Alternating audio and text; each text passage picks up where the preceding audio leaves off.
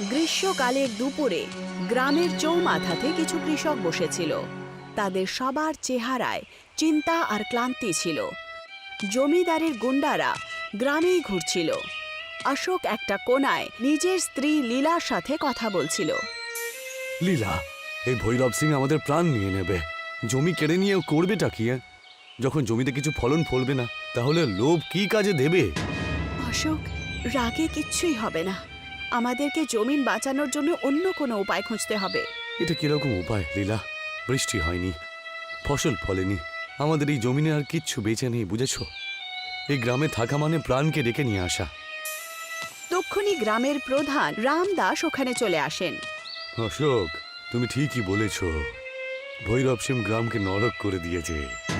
কিন্তু বাবা, তোমার মতো লোকজন যদি হার মেনে নেয়, তাহলে এই গ্রামের কি হবে? প্রধান মশাই, আমি লড়াই করতে চাই, কিন্তু কিভাবে? আমার কাছে এখন আর কিছুই তো বেঁচে নেই। তোমার কাছে তোমার পরিশ্রম আর সাহস রয়েছে অশোক, এটা ভুলে যেও না। অশোক চুপ হয়ে যায়, কিন্তু তার চোখে প্রশ্ন আর রাগ পরিষ্কার দেখতে পাওয়া যায়। পরের দিন অশোক ক্লান্ত হয়ে জঙ্গলের কিনারায় বসেছিল। তার চেহারায় চিন্তার রেখা ছিল। হঠাৎ করে সে গাছের পেছন থেকে কারোর হাঁটার আওয়াজ শুনতে পায়। একজন বয়স্ক ব্যক্তি লাকড়ির লাঠি নিয়ে আস্তে আস্তে অশোকের কাছে আসে। কি হয়েছে বাবা, কি ভাবছো? আপনি কে?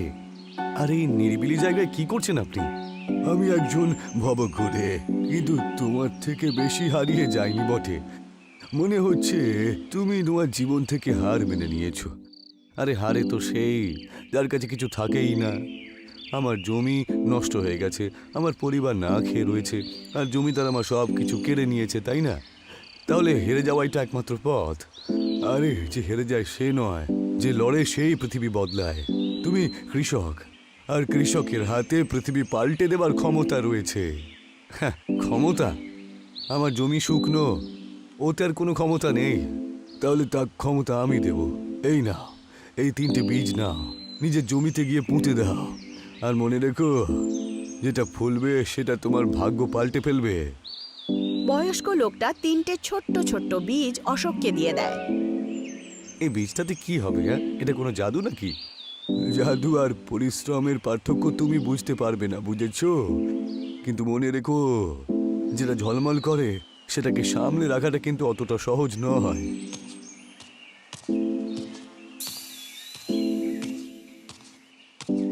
অশোক, ওই বয়স্ক লোকটাকে আর এই বীজগুলো কি সত্যি আমাদের সহায়তা করবে? আমি তো জানি না লীলা, কিন্তু এই বীজগুলোকে পুঁতে কোনো ক্ষতি তো হবে না। হয়তো এ আমাদের শেষ একটা সুযোগ। যদি তুমি ওনার উপরে ভরসা করো, তাহলে আমিও করি। আমাদের পরিশ্রম আর প্রার্থনা দ্বারা চমৎকার হতেই পারে। অশোক আর লীলা বীজ পুঁতে দেয় আর একে অপরকে দেখে। তাদের চেহারায় আশা আর ভয়ের মিশ্রণ ছিল। এখন আমাদের অপেক্ষা করতে হবে। এই বীজ কি করে সেটা আগামী দিনেই জানা যাবে। দুজনই নিজের বাড়িতে ফিরে যায়।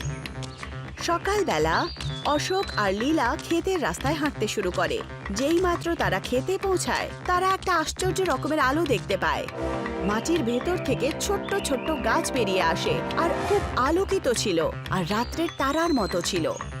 অশোক, এই যে এগুলো কি? আমাদের মাটি তো খুব শুকিয়ে গেছিল, তাহলে গাছ কি করে এলো? এটা তো সেই বীজ যে বুড়ো লোকটা আমাকে দিয়েছিল। এটা কোনো সাধারণ গাছ তো মনে হচ্ছে না লীলা, মনে হচ্ছে যেন এটা কোনো আকাশের তারাগুলো দিয়ে জুড়ে রয়েছে।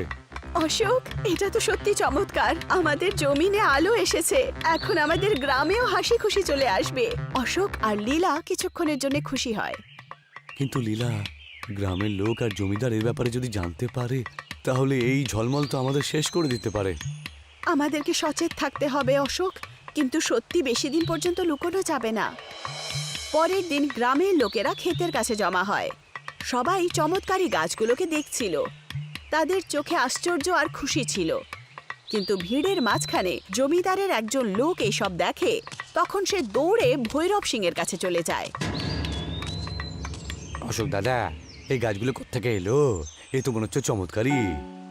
বাবা ভাই, এইটা ঈশ্বরের দান আর কি। আমি শুধু পরিশ্রম করেছি আর এটা ফলেছে আর কি। এই গাছ যদি আমাদের জমিতেও হয়, তাহলে আমাদের ভাগ্য পাল্টাতে পারে। অশোক, তোমার জমিতে আসার একটা আলো দেখা দিয়েছে, তবে তোমাকে সাবধান থাকতে হবে। জমিদারের কাছে এই খবর পৌঁছলে ও কিন্তু তোমার কাছ থেকে কেড়ে নেবে সব। অশোক কিছু বলতেই যাচ্ছিল, তক্ষুনি দূর থেকে ভৈরব সিং আর তার লোকেরা আসে। ভৈরব সিং নিজের লোকেদের সাথে খেতে পৌঁছায়। তার চেহারায় রাগ আর লোভের মিশ্রণ ছিল।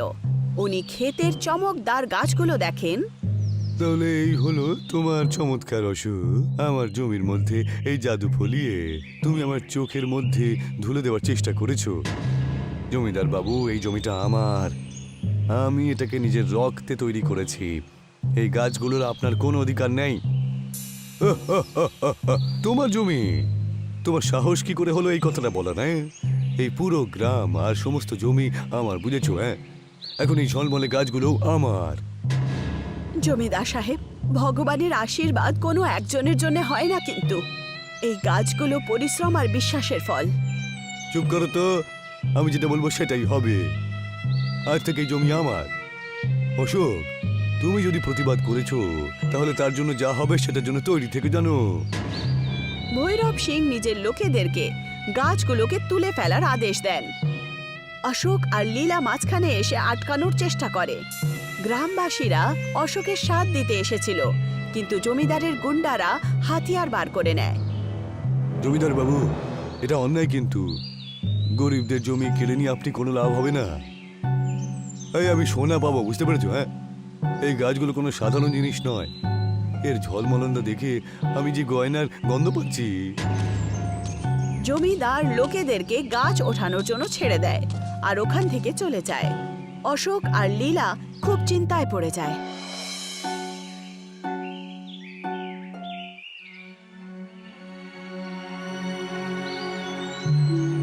অশোক আর লীলা বাড়ির বাইরেই দাঁড়িয়েছিল। দুজনেই খুবই চিন্তায় ছিল। বয়স্ক ব্যক্তি আরও একবার তাদের সামনে প্রকট হন। অশোক, আমি তোমাকে আগেই তো বলেছিলাম যে এই গাছের ঝলমল শুধু তোমার পরিশ্রমের ফল নয়, বরং একটা রহস্যের দরজা। কিরকম রহস্য? ওই গাছগুলো নক্ষত্র লোকের দরজা খুলে দেয়। ওই লোকে গয়না লুকানো আছে, আর লোভে ভরা মানুষ ওখানে পৌঁছতে পারবে না তো। যদি এরকমটা হয় তাহলে জমিদার ওখানেও পৌঁছানোর চেষ্টা করবেন। আমাদের কি করা উচিত? নক্ষত্র লোকের দরজা তোমায় খুলতে হবে, কিন্তু মনে রেখো, যে ওখানে যাবে তাকে তার মনের মধ্যে যে সত্য রয়েছে সেটা সম্মুখীন হতে হবে। অশোক আর লীলা একে অপরের দিকে তাকায়। তাদের চেহারায় ভয় আর সাহস দুটোই ছিল। তারা জানতো যে এখন তাদেরকে জমিদারের সাথে লড়াই করতে হবে। বয়স্ক ব্যক্তি অশোক আর লীলাকে খেতে নিয়ে আসে। গাছের চমক আগের থেকে আরো বেড়ে গেছিল, যেন আকাশে তারা আস্তে আস্তে টিমটিমায়। অশোক, সময় এসে গেছে। এই গাছগুলোর চমক নক্ষত্র লোকে দরজা খুলছে। তোমাদেরকে ওখানে যেতে হবে, কিন্তু মনে রেখো, গুপ্তধন পর্যন্ত পৌঁছানো সহজ হবে না। লোভ আর ভয় তোমার সব থেকে বড় শত্রু হবে। এর ফলে যদি আমাদের গ্রামের নষ্ট হয়ে যাওয়া জমি আবার ঠিক হয়ে যেতে পারে, তাহলে এই পরীক্ষার জন্য আমরা তৈরি রয়েছি।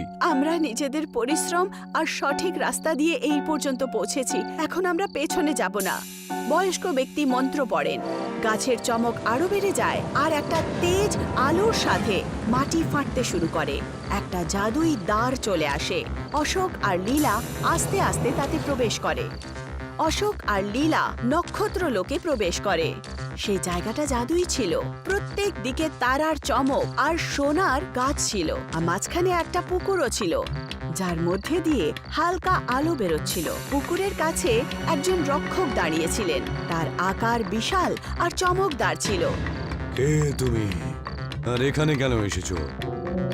আমি অশোক, একজন কৃষক।